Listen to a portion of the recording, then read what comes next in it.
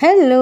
ఈరోజైతే లంచ్‌లోకి rice and దొండకాయ పల్లీలు ఫ్రై, నా చేత్తో చేసిన సాంబారు. యాక్చువల్‌గా మా ఇంట్లో ఏ కర్రీస్ వండినా, ఏది వండినా కూడా మా హస్బెండ్ ఎప్పుడు కూడా పొగడరు.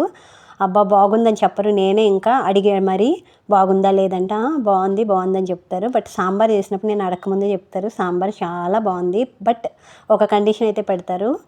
ఏంటంటే సాంబారు మనకు తగ్గట్టే చెయ్యే, వీరంతటికి చేయొద్దు, 10 రోజులకు తగ్గట్టు చేయొద్దు, ఒక్కరోజు తగ్గట్టు చెయ్యి అంటారు. ఎందుకంటే నేను సాంబారు ఒకలో ఇద్దరికి చెయ్యను. ఊరందరికి చేసినట్టు ఒక పెద్ద బాండీతో చేస్తాను. సో, ఆ సాంబార్ తరగడానికి 2, 3 రోజులు పడతది.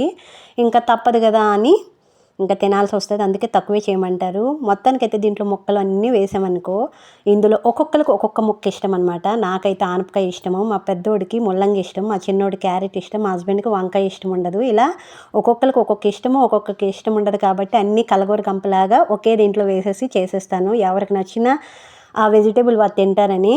మొత్తానికి ఆ వెజిటబుల్ ముక్కలన్నీ కోసి వండేసరికి సాంబారు బానెడవుతుంది. ఎందుకంటే తక్కువగా వండాల్సింది, ముక్కలు ఎక్కువైతే ఇంకా సాంబార్ చిక్కగైతే బాగోదు కదా. ఒక్కొక్కరికి ఒక్కొక్క కండిషన్. ఇంకా మా హస్బెండ్‌కి ఇంకొక కండిషన్ ఉంది.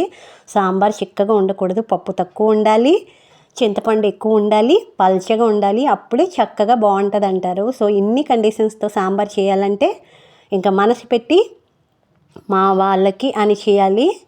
కొన్నిసార్లు కుదురుతుందో కుదరదో తర్వాత సంగతి. కానీ సాంబార్ అంటే ఆ ప్రత్యేకమే వేరు.